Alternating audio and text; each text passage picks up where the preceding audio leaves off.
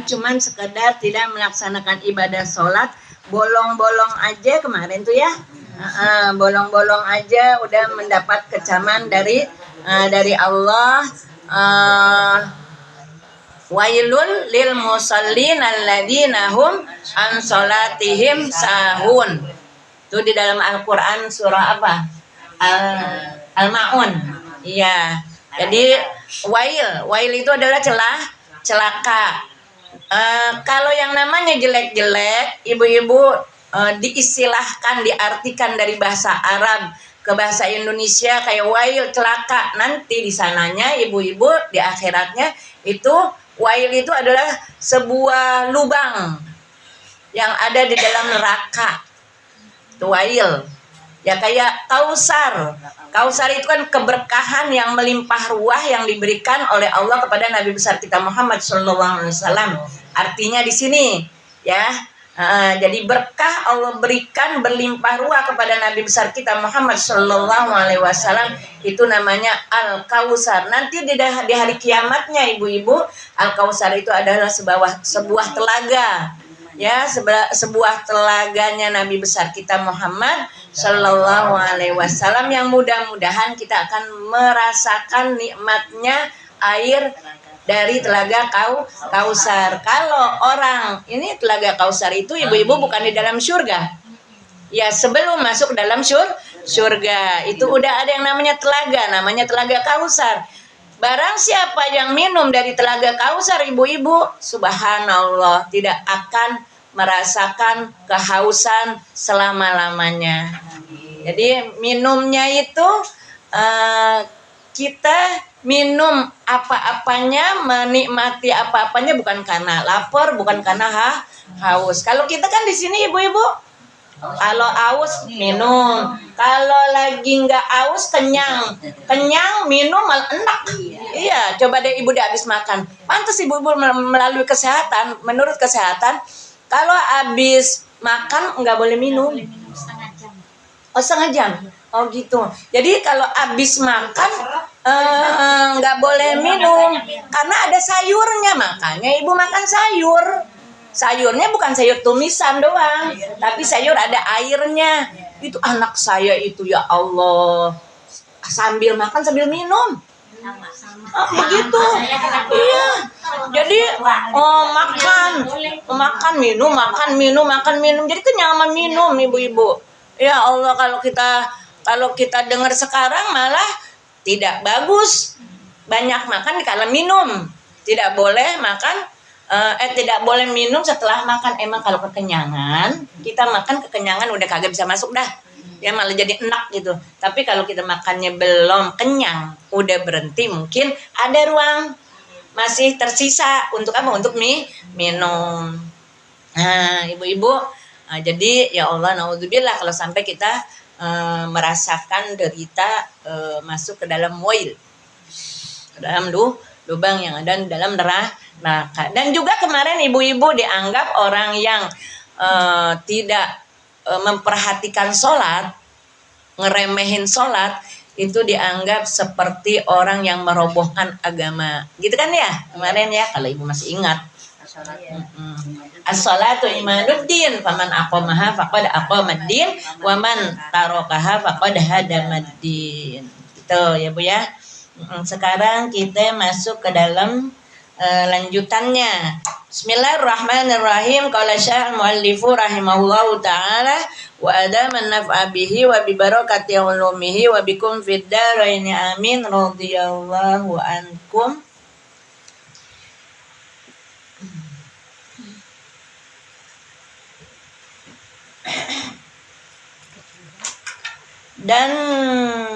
Dan permain-main akan dia oleh dunianya. Kenapa dia nggak sholat? Karena dipermainkan oleh dunianya, sibuk sama dunianya. Melainkan mereka yang telah terdahulu celakanya pada alam azali. Kemana tuh gitu ya?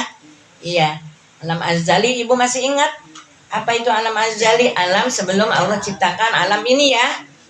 Jadi ibu-ibu kita ini suratan takdir kita sudah dicatat sebelum apa? perjanjian kita namanya. Perjanjian tuh namanya perjanjian. Perjanjian sebelum kita lahir kan janji dulu. Asyhadu an la ilaha asyhadu an la ilaha. Jadi ibu-ibu ketika masih di alam arwah sana, kita tuh udah berjanji dan ucapan asyhadu alla man rabbukum gitu ya. Apa ya? Asyhadu alla ilaha illallah wa asyhadu anna muhammadar rasulullah. Nanti diiniin lagi, diperbaharui lagi waktu ada di dalam rahim gitu ya. Ustazah Ruqyah ya. Katanya di dalam kitab. Dan besarlah siksa. Itu kan kalau sendirian jadi saya nggak dibantu nama ibu-ibu ya. Dan besarlah siksanya dan rugi jual belinya. Ibu-ibu kalau ngomongin jual beli, kita kan memang lagi jual beli sama Allah ya. Jadi kita jual ibadah kita ini kepada Allah, nanti Allah yang bayar. Ya, Allah yang beli. Ibu-ibu, kalau Allah yang beli, itu subhanallah, timbang sholat kita aja kita kerjain dapat surga. Coba tuh Bu. Jadi sebetulnya kita itu nggak ada apa-apanya dibanding balasan yang akan Allah berikan kepada kita. Nikmat Allah aja udah dikasih kepada kita oleh Allah, udah ya Allah. Wa in ta'uddu ni'matallahi la tuhsuha. Jika kalian mau menghitung nikmat Allah, nggak akan bisa ngitungnya. Sedangkan kita ibadahnya cuma segitu-gitu doang. Tapi apa jaminan yang Allah akan berikan? Surga. Ya Allah, surga itu ya Allah, mala ainun ra'at wala udhunun sami'at wala khatara fi qalbin bashar. Jadi surga itu enggak ada yang pernah ngalamin gimana nikmatnya, enggak bisa ya, enggak pernah terpikirkan oleh hati kita betapa nikmatnya surga. Enggak pernah kita ngelihat yang namanya indahnya surga tuh kayak apa. Sekarang ini enggak pernah. Ya Allah, saya pernah ngelihat surga. Ibu-ibu itu orang gila. Ya, nggak pernah ada orang yang mendengar seperti apa itu cerita tentang surga. Andai kata kita cerita tentang surga, sebetulnya belum apa-apa dibanding nanti kenyataannya. Makanya ibu-ibu jangan pernah kita nggak kepengen ke surga gitu. Karena bisa dibeli itu. Hah? Bayar Sekarang sejuta masuk surga kan bisa bayar sejuta bisa masuk surga. yang kajian di Bekasi tuh yang sekarang di segel, yang sekarang di Bredel. Bisa masuk surga, jaminannya masuk surga. Enak banget ya. Surga nggak bisa sejuta ya. Nyerahin kambing sama duit sejuta masuk surga. Nyerahin kambing dengan uang 1 juta. Itu manusia ya. Dia ngaku-ngakunya orang Islam, maksudnya dia punya aliran Islam gitu. Emang itu kajiannya begitu? Enggak, maksudnya memang kajian Islamnya kayak begitu. Iya. Nah itu yang kemarin 73 firqah gitu kan. Nanti di akhir zaman umatnya Nabi Muhammad akan terpecah menjadi 73. Itu dia salah satunya ya. Tapi menurut akal aja juga nggak nyampe. Ya, nggak masuk akal. Orang bodoh begitu. Orang-orang bodoh. Tapi kira-kira ada apa enggak pengikutnya? Banyak. Jadi dicampur laki perempuan jadi satu. Banyak Misalnya nggak mau bayar sejuta. Kalau muzakarah halaqah kayak begitu campur laki perempuan ya banyak yang kayak begitu, cuman laki-laki perempuan. Kalau ini enggak nyatu gitu laki sama perempuan. Enak jadinya ya. Jadi sekalian sambil menyelam minum air ya. Sambil ngaji sambil Memandang. sambil nyari apa? Nyari sambilan. Nah, kagak pakai cadar. Kalau pakai cadar mah kagak kelihatan. Ini orangnya mah begini saja semua. Maksudnya hubungannya begini. Oh iya, maksudnya memang dia orang Islam gitu. Dari mana itu dapatnya ya? Iya, bayarnya pakai uang murah banget. Itu bang sejuta. Iya, sejuta Sri juga punya uang sejuta mah. Kok Amin sih emang punya. Kayak dulu yuk saya Mansur gitu. Heeh. Udah nggak usah sholat, nggak usah ngapain, udah bayar sejuta orang guru gitu. Jaminannya. Jadi ini ya, Iya dulu. Kalau Ustaz Mansur bener, memang nanti itu kan balasannya nanti di sana di akhirat setelah mati gitu, menambah berkah hidup kita. Cuman memang salahnya dia dimanfaatkan buat diri sendiri gitu. Dimanfaat. Jadi memang ibu-ibu kita tuh kalau memang pinter-pinter bisa menghipnotis orang ya. Ya. Bukan maksudnya kita nih kalau mau belajar hipnotis bisa itu. Jadi dengan omongan kita bisa menghipnotis. Jadi memang ibu-ibu ada dakwah kan ada retorika, metode berdakwah. Kalau saya kan nggak pakai retorika, bukan mintaan maksudnya ya nyampein aja gitu, nggak punya metodenya, nggak punya retorikanya. Ibu mau ngerti kayak mau kaget, sampein aja gitu ya, nggak pakai retorika. Ini kalau misalnya ibu-ibu kalau kita mau pelajari retorika berdakwah bisa menghipnotis orang itu supaya apa, orang sampai terkagum-kagum. Kalau namanya guru ngomong kan kita gak nurut ya, namanya murid. Iya. Bayar sih yang ikut aja. Gurunya dapat duit banyak, kalau kita mikir. Lah nggak apa-apa, guru dapat duit banyak emang apa? Kalau yang ilmunya kayak tadi gitu kan kurang bagus gitu. Oh gitu, oh iya, kan nanti dia dapat 1 juta nih maksudnya. Dikali berapa orang terserah Sri mau ngitungnya dikali berapa orang, pengikutnya ada berapa orang. Banyak kalau guru nyampein orang pada mau modus ya. Kalau udah desain keuntungan ya dengan model kayak gitu. Kalau namanya guru makan apa juga yang orang Iya. Apa kata guru udah diiyain aja dah gitu. ada dipikir-pikir lagi udah. Ya. Baik dah. Tahu-tahunya di depan si guru ada orang yang lebih pintar lagi. Wah, lo. Makanya kata Gus Baha saya lagi senang dengerin Gus Baha. Kata Gus Baha, saya paling kagak enak kalau ngajar di depan orang yang ada orang alim di situnya. Iya kan? Iya, coba kalau ibu-ibu nih misalnya lebih alim dari saya gitu ya. Grogi. Suruh anu juga salah. Makanya saya kalau ada Ustazah Ruqyah, kalau saya bukan takut sama Ustazah Ruqyah. Jadi kayak punya pegangan gitu. Iya. Kalau misalnya saya nggak bisa, Ustazah Ruqyah begitu ya, gitu. Iya, langsung colek gitu. Yang bertanya lebih tahu daripada yang ditanya. Ya elah. Lebih tahu Asa ya apa? yang bertanya. Alam minal mas'ul gitu kan, itu kan jawabannya Nabi dari pertanyaannya Nabi Muhammad ya Bu. Waktu datang untuk menanya ma huwal iman gitu kan. Ya tuh kan pinteran Ustazah Ruqyah kan. Iya. Ya sudah lanjut ya. Jadi saya kalau ngaji ada Ustazah Ruqyah tuh ya Allah tenang kayak gitu. Bukan apa-apa, ada yang nanti kalau salah kan betulin. Nambah berapa lagi? 2. Oh, 3 nambah 3. Bu. Bayar aku di situ masih ada 2.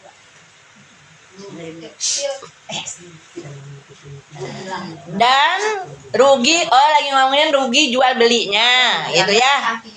Dan panjang menyesalnya. Kapan Bu menyesalnya? Kalau kita nggak sholat nih sekarang, ya menyesalnya kapan? Kalau udah mati, nggak usah makin nunggu di akhirat. Udah mati aja, udah semuanya kebuka dah Bu.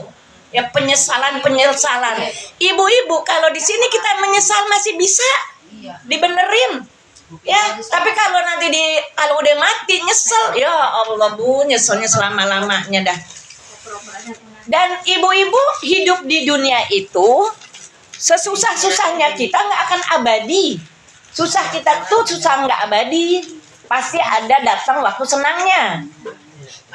Nggak selalu abadi senang juga. Ada nanti susahnya. Ya, nyesel, kita perbaiki, akhirnya jadi baik lagi. Tapi kalau udah mati, ya Allah Bu, kalau susah ya susah terus. Kalau baik terus malah makin nikmat. Tapi kalau susah, hari demi hari bertambah kesusahannya. Cuman memang ibu-ibu, mati itu adalah hal yang gaib, hal yang kagak kelihatan. Yang akhirnya apa ibu-ibu, karena nggak kelihatan, nggak dirasakan sekarang, orang ya kagak mau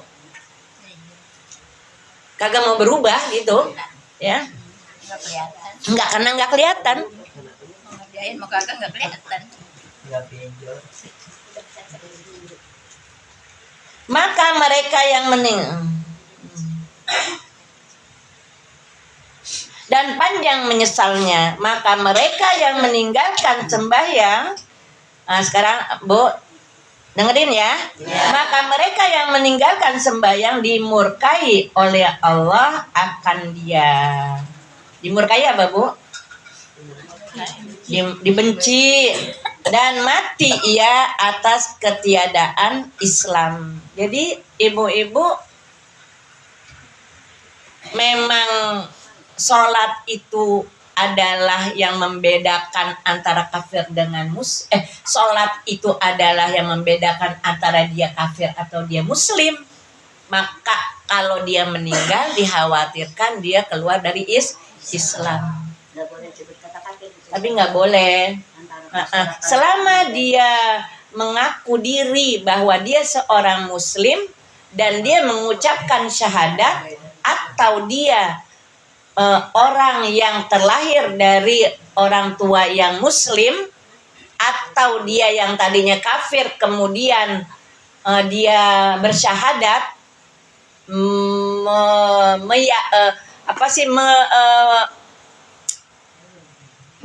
menyatakan bahwa dirinya dia masuk Islam, kita tidak boleh sekali-kali ngatain dia bahwa dia orang kafir. Itu nakut-nakutin.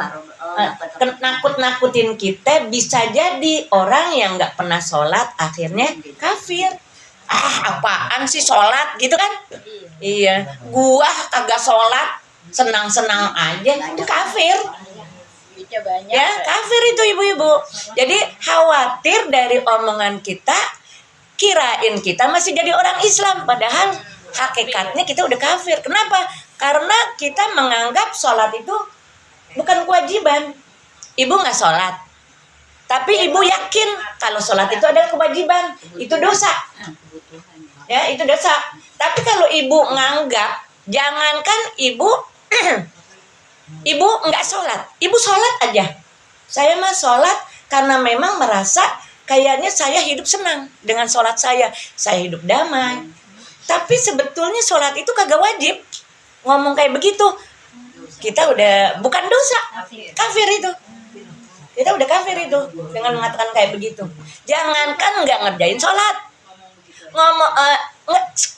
jangankan nggak ngerjain sholat, ngerjain sholat aja, tapi meyakini kalau sholat itu nggak diwajibkan, udah kafir. Tuh.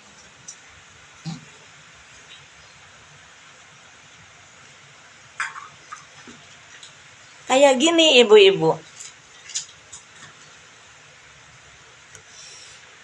puasa, kalau sholat itu nggak pernah ngedengar ada orang Kristen itu sholat.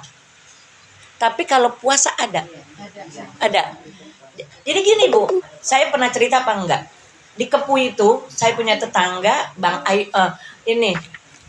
Ayong. Cina. Iya, emang sudah banyaknya Cina. Mbak Ayong, kalau nggak salah Mbak Ayong apa ya.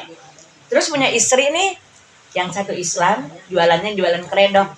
Yang satu Kristen, tadinya Islam dua-duanya. Yang satu masuk Kristen, ngikutin Mbak Ayong. Kalau ini nggak, tetap Islam. Maka dia jualan ketoprak. Dia yang Kristen jualan ketoprak, yang satu jualan keredok. Ya, terus ibu-ibu kalau bulan puasa, dua-duanya puasa. Yang Kristen puasa, yang Islam puasa. Iya.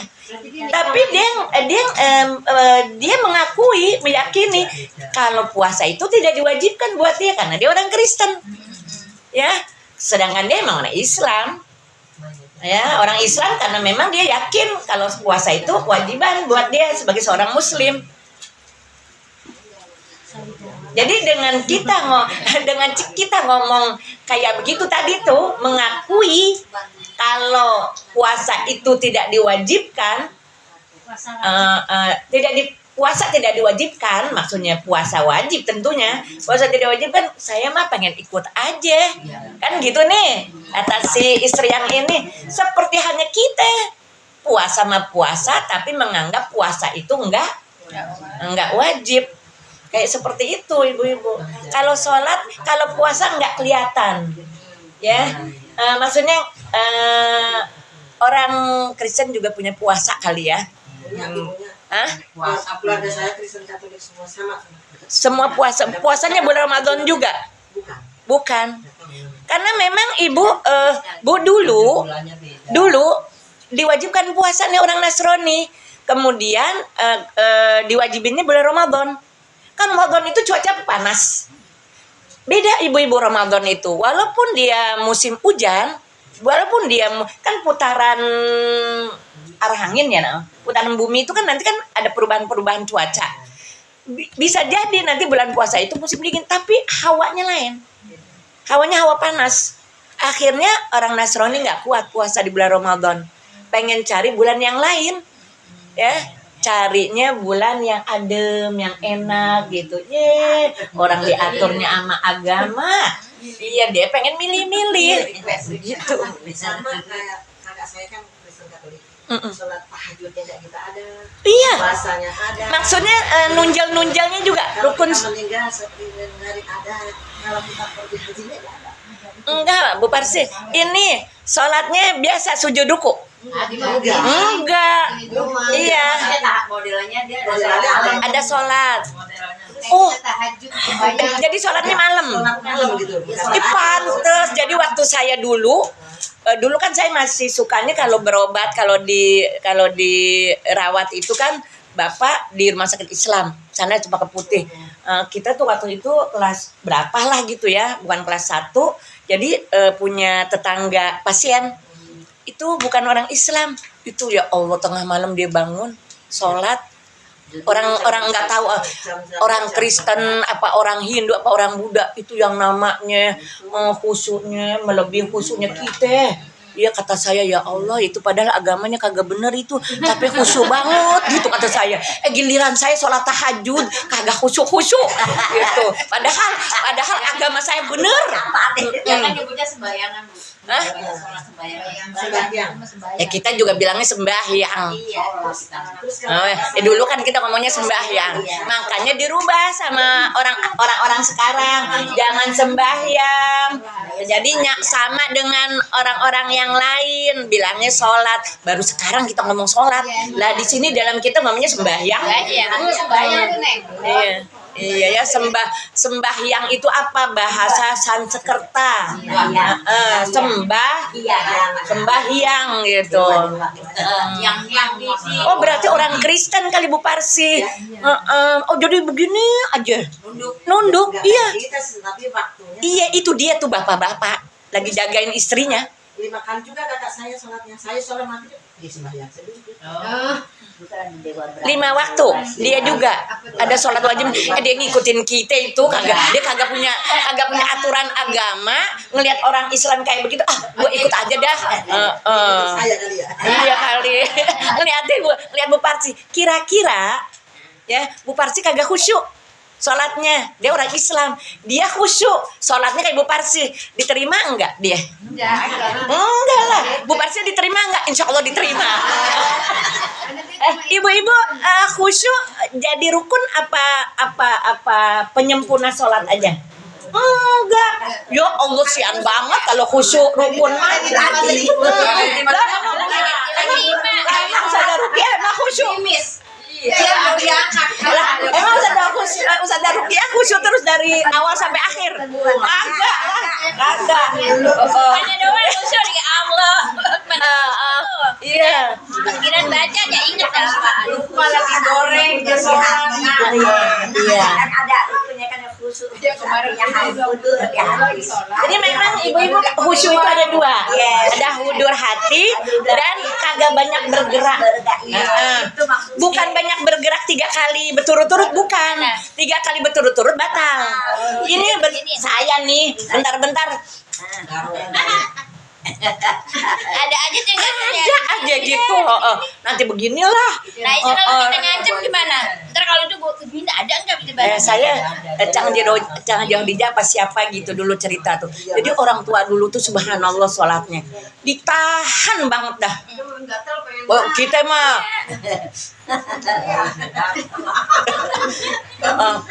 iya begitu mulu.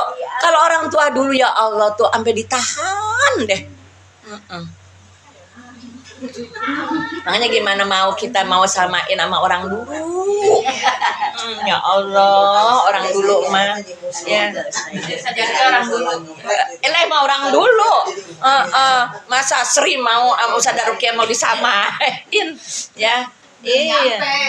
Belum nyampe. Tadi udah nyampe sini. Iya. Tahu saja yang banyak ilmu aja kalau nggak kali garuk ya. Lupa digarek lagi. Ada kan ada yang membatalkan sholat, ada yang makruh dalam sholat ya. Jadi- Kalau pugi kita kerjain deh tuh ya. Iya, ini benar. batal, gitu. Jadi gini ibu-ibu, rukun nih ya, lagi ngomongin khusyuk ya. Kita sholat 4 rakaat zuhur. Itu nanti bukan kita yang hitung, malaikat. Malaikat hitung tuh kekhusyuan kita. Gimana nih? Berapa kehusyuan kita dalam sholat? Cuman di jumlahnya cuma 1 rakaat. Iya. Ya udah, yang dapat pahalanya cuma 1 rakaat. Sah nggak? Tetap sah. Maka itu keuntungan buat kita orang Islam. Setiap perbuatan baik dilipat gandakan 10. Ini salah, bukan salah. Ini jelek, ini kurang. Pasti ada sisanya nggak? Pasti ada sisanya. Insya Allah kita husnuzon sama Allah, ya. Kan malaikat cuma ngelihat yang kelihatan doang, yang nggak kelihatan kan nggak bisa ngelihat. Cuman Allah yang tahu. Udah disimpan sama Allah. Gitu. Tuh sayangnya Allah sama kita. Ya Allah. Ya. Cucu apalagi ada cucu. Iya, apalagi ada cucu. Jam 10. Nah, Masih kurang 10 menit. Iya, tapi kan jam 10 itu sampai rumah. Kata Bapak sampai jam berapa? Jam 10, setengah 10 ya kata Bapak. Iya aja. Ya udah sampai situ aja dah. Ibu-ibu, enggak apa-apa ya. Ya, emang kita mau belajar mencapai target. Emang kita anak sekolahan kan bukan? Bukan. Nggak dapet rapot ya. Nggak dapat rapot, emang piyah kerjanya bikin rapot mulu. Ya sudah, ibu-ibu nilai mulu. Ibu-ibu hadirat yang berbahagia, nggak apa-apa, 1 jam saya. iya. Takut dikorting sama Sri. Iya. Protes gua aja. Enggak deh. Malah senang ya ibu-ibu. Enggak. Fleksibel aja jadi ya. Ntar kalau itu bulan depan kan maulid lagi tuh. Tapi jangan hari Minggu apa. Tapi memang ibu-ibu Kemarin kan lagi ada. iya, saya kagak diundang sama ibu-ibu.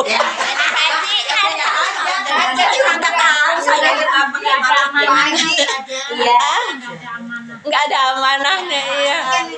Kata saya, nggak mungkin Bu Fatimah tuh lupa gitu. Andai pun lupa, dengerin dulu saya ngomong.